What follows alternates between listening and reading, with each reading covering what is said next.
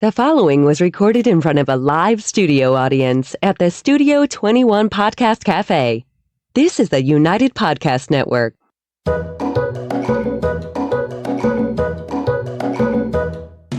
Welcome to the Quirky Dog Podcast, inspired by some of the quirkiest dogs you can ever imagine and the owners who love them.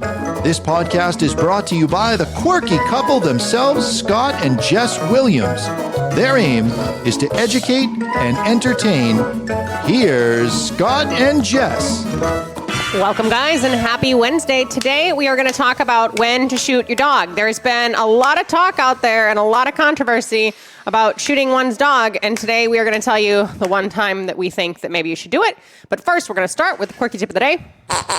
All right, our quirky tip of the day is sponsored by Viagen, and a lot of people have been asking, what kind of experience does this company have? Like, if I choose to clone with them, you know, what's their track record? Viagen has been a very successful company for 15 years, and their parent company, Transova Genetics, has been around for 30 years. So there's a lot of history there. You're not going to be one of the first one or two dogs that got cloned. Don't worry about it. I was telling my Jess yesterday morning that if I decide to clone Jimmy Choo, he could be the new one, could be Jimmy 2. Oh my God, he can't even stop with Jimmy 2 right now. All right, the actual quirky tip is, if there was ever an instance to shoot your dog, from where we're sitting behind this counter, it would be if that dog is in the process of killing a child or a human. A human life-threatening situation. Yes, if a human's life is on the line and no one can de-escalate the situation Open fire during an attack, and you happen to have a firearm, that is one exception to the rule when we would say, all right, you know, maybe that's the best case scenario. Otherwise, you don't shoot your dog. I think that the world and our country and everything else are kind of coming to terms with the fact that this is such a crazy scenario that came up, and Kristi seems to be doubling down on the fact that, you know, yeah, she needed to shoot her dog because it was too much, and maybe Biden's dog should be shot because he's bit too many times. There's a lot of crazy going on here, and there's a lot of other alternatives besides killing an animal, especially like inhumanely. I'm sorry, there's behavioral euthanasia where you go and you do euthanasia at the vet. You don't just put your dog in a gravel pit and shoot it. That's kind of a concern of ours. So we're going to address it here today. There's a few people I'd like to bring to the gravel pit. You are getting more and more violent on the podcast. No, but I mean, literally, there's training, right? So if the dog is bugging the heck out of you, look for someone to help you with training. Don't just go online. Don't just go to YouTube. Don't just follow somebody's Instagram account. Work with someone in person. If that person isn't a good fit for you, find another trainer. There are many, many, many, many, many dog trainers out there. If you have like more of a high energy breed, like she had, a German short-haired pointer, find a breed-specific rescue, right? These breed-specific rescues are very well aware of these dogs and these breeds and these specific genetics and their nuances. And they're out there to help these dogs become the dogs that they're meant to be. We've done podcasts before on why do you want to own a working dog? Working dogs are a lot of animals: Kelpies, Border Collies, German Shepherds, Malinois, German Short-haired Pointers, Vizslas. Corgis. Like, a lot of these breeds are not just pet breeds. If you're going to bring them into your life, it is on you to train them to be well-behaved members of society and get control of them. So, you know, training, breed-specific rescues, rehoming, that's a good one. Rehoming is an option. Yeah, sometimes that's the best option. Yeah. If you don't have time for training or you're not interested in training, and a lot of people are not, people don't get dogs to become dog trainers. Yeah. They get dogs because they want companionship. They want low maintenance. They don't want to do anything extra. They have plenty of stuff going on in their lives. That being said, it's pretty easy to get the typical dog trained to a level that is very socially acceptable. But if you have a dog that's very problematic, and I think it's only fair to the dog that you try some training, do some classes before you decide, I'm just going to rehome the dog. But if you have a dog that's very difficult, rather than just put the dog down, I would try to find a home for it. Yeah. I would try. And I've had dogs that are working Malinois that just weren't a good fit for me. And I found good working homes for those dogs and I gave them away. I paid money for them, but I gave them away because I wanted them to go into a good home where somebody wanted to work the dog. And but I wouldn't just bring the dog to a rescue. Yeah. I wouldn't put that dog on Craigslist because these are the kind of dogs that are going to get in trouble. if they don't have work, if they don't work on a regular basis, you know? Yeah. So whatever rehoming to you looks like, there may be a home out there that wants the dog that you own. Now, it does get a little bit nuanced when we talk about dogs with human aggression and dogs with multiple bites and everything else. But Scott was saying, because you're the one that told me that she said that Biden's dog should be killed now, right? She said the dog has bit 24 people, and that's, if ever there was a dog that should be shot, it's the president's dog. And on the surface, that sounds legitimate, but the reality is the dog is not getting the kind of training and attention that it needs. Yeah. And it has way too much freedom. It's not in a good environment for that dog. Yeah, a lot of dogs are just in the wrong home. We brought our example of this here today.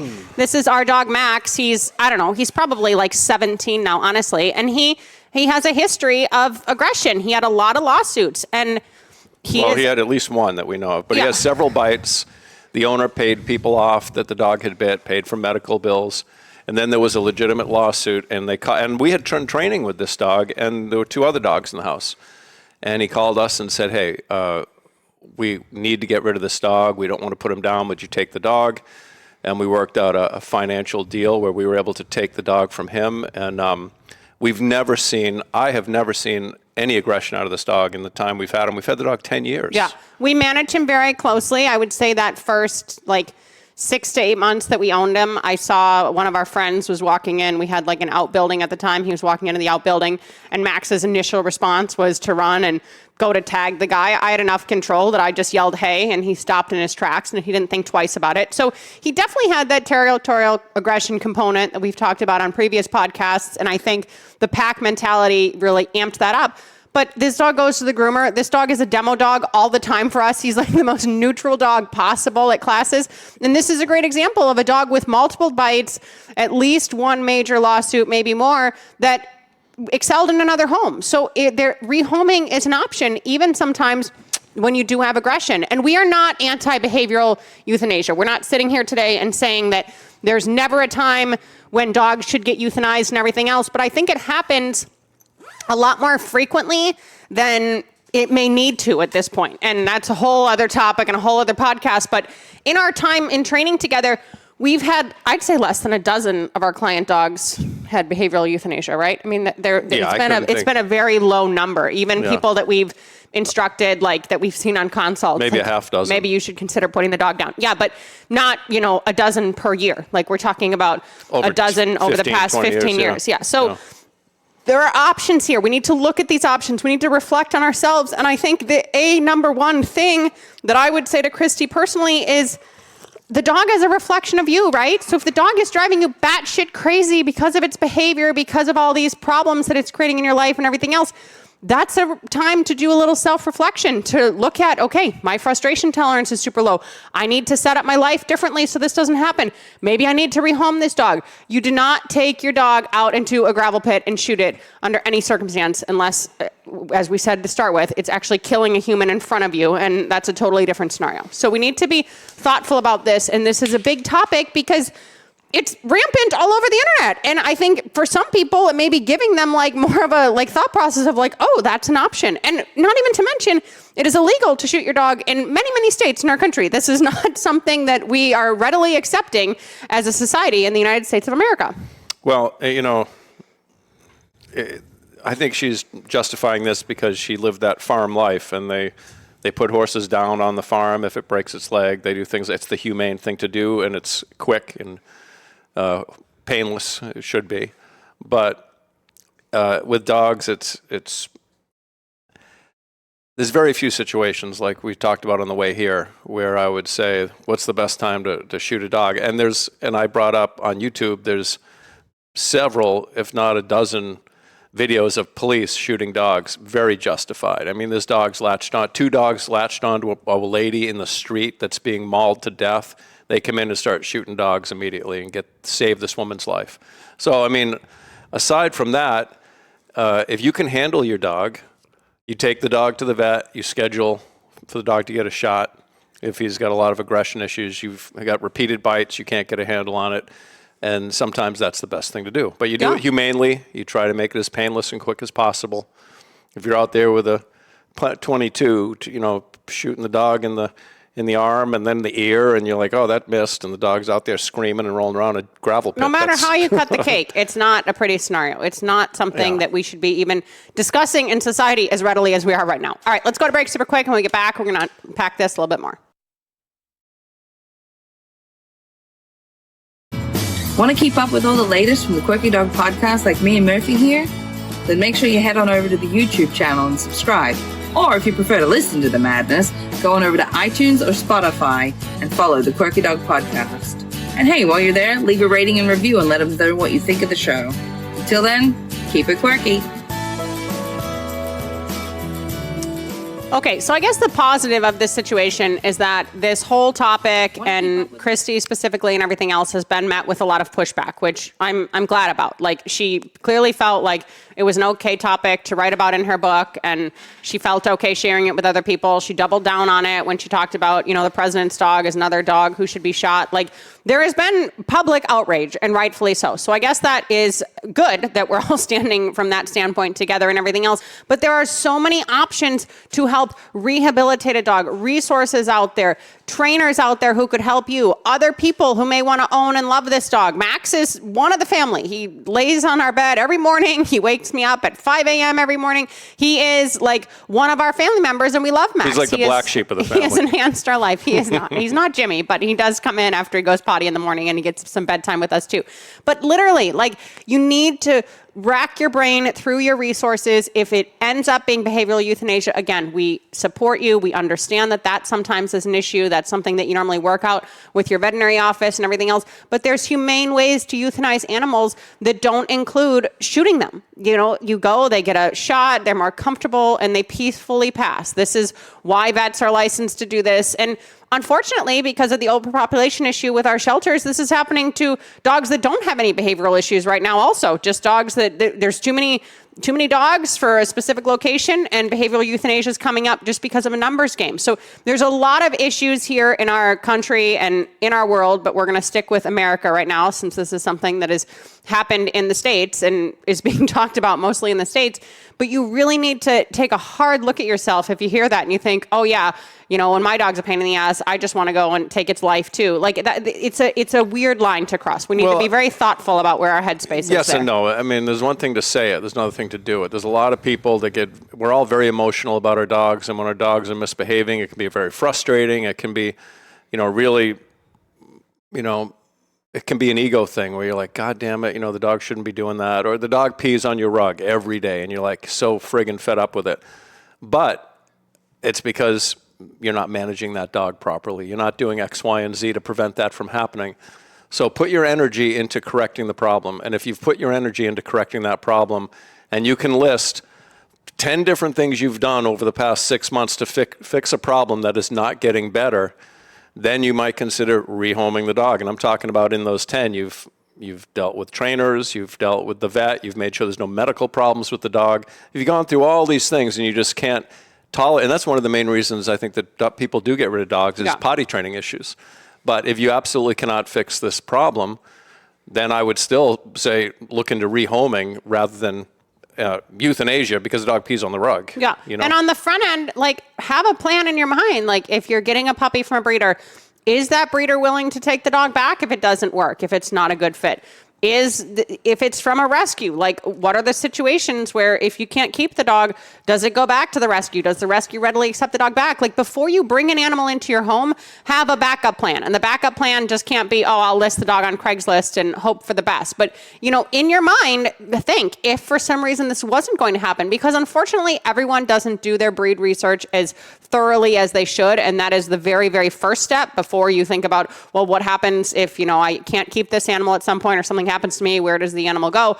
Breed research is where it starts. And if you want to have these breeds that, these bully mixes with a ton of energy, or any of these working type of breeds that are bred for a specific purpose, not just to be there and be couch potatoes, and you can't change who a dog is genetically and what they instinctually are bred to do and want to do with their lives, you need to take a hard look at different options, different choices before you get yourself in a situation where you've owned a dog for a year, you absolutely can't manage it, you don't know what to do next, and you feel like you're out of options. Start to think of all of those things on the front end. It's really, really important that when we're making this 12 to 15 year commitment, that we're making it in the animal's best interest. And yes, sometimes in your best interest too. And Scott said earlier, and it's true, sometimes it's the best thing to rehome your dog. It isn't a poor choice. We did a whole podcast on rehoming dogs. We don't think that that is always a poor choice and that you're just, having this like cop-out option here.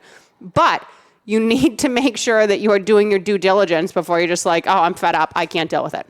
Yeah, and I have another example. I have a woman I'm working with right now that has a beautiful boxer. He's about 17 months or so. And the dog has really given her a run for her money. And not aggressive, but just full of the dickens, just a wild man. And she gets very frustrated because she's a person that has raised and trained boxers for her, for the past 25 years or so. I mean, her walls are filled with pictures of her previous dogs. And she said, I've never had one like this. And it's frustrating for her that she's having so much trouble getting on top of this dog and that she has to be firm with this dog and she has to really implement some real rules with this particular dog because she refers back in her mind to, these previous dogs. But one thing is we tend to forget when our previous dogs were really young, because most of them are pain in the asses when they're young. Yeah. But we forget all the pain in the ass stuff, and we remember all the good times. Because with a dog that lives 10 or 12 years, you might have 6 months, 18 months of real pain in the ass type activity, and then you have 8 years of great living. Yeah. And you just forget all about it, But, she's committed, and the dog is just getting better every week, and she's getting more excited about the possibility of now taking this dog off leash and going out and having fun with the dog. But the feedback I was getting from her early on is that, she doesn't, why do I have to do this? I didn't have to do this with my other dogs. The dog you have in front of you is what you got to work with. And even if you're familiar with that breed and you've had many of that breed, just because this one is a little bit more difficult. I told her, I said, you're just getting soft in your old age. And I was half joking, but I'm getting soft too with dogs compared to 25 years ago where I was firmer and maybe I had a little more ego involved when I was younger in my training, and I wanted to make this dog into the best he could be, and push. And now I think I'm looser. Yeah. I'm looser with dogs. And universally, and this is a good point that Scott brings up, if you're a hardcore corgi person and this is your 12th corgi and you're feeling the same way as this client is feeling about her boxer, sometimes that's the universe showing you that you need to learn a life lesson. You know what I mean? We so often reflect upon the fact that the difficult dogs, the challenging dogs, the trying dogs, the dogs that, almost broke you are there to teach you more about yourself and help you to grow also. So this is why it's important to look at that lesson, take that lesson, almost be grateful for that lesson, and then turn it into something wonderful. Make it the best you can be, or at least attempt to make it the best you can be. And I don't remember now. I don't remember if it's a German short-haired pointer or a wire-haired pointer. Do you remember what Kristi had? It was a wire-hair something. Yeah, it was a bird. It was a bird dog. Yeah. It was some type of bird hunting dog. But again, a working breed that is not a joke. We've trained a lot of them, and these Griffon type of breeds and everything else, they can have aggression and they can be full of the dickens, and they certainly can have, this intense prey aggression and want to go after chickens and such things. This is why we need to train dogs. This is why we need to manage dogs. This is why we need to be ahead of the game. Yeah, exactly. Yeah, exactly. So just think about this. It's been a hot topic, and we were like, should we do it? Should we not do it? And yeah, we wanted to because there are so many other freaking options out there. And you need to be conscious of that rather than just in this exact moment, heat of the moment, be like, I can't handle this anymore. This dog isn't meant to be here. That's not your call to make, especially on your own property with your own devices and everything else. Talk to some professionals, reach out. Again, breed-specific rescues are a huge one. Train. We cannot stress enough how much dog training can change your life. We see it day in, day out. Scott always says, we're doing God's work. Literally, people, it changes their lives when they have a dog that is making them, stay up at night, wanting to pull their hair out every morning. And now they can live a happy, functional life with this dog. And again, you're learning more about yourself. So look into a lot of other things besides taking your anger and frustration out on your dog, on your property, in your gravel pit. Yeah, and I learned this early on in my training career is if you're getting emotional, take a break and put your dog away and have a cigar. Sit and talk about it, but don't work your dog when you're frustrated because the dog knows. The dog knows you're all tweaked out, and so now the dog is getting a little overreactive because you're getting upset.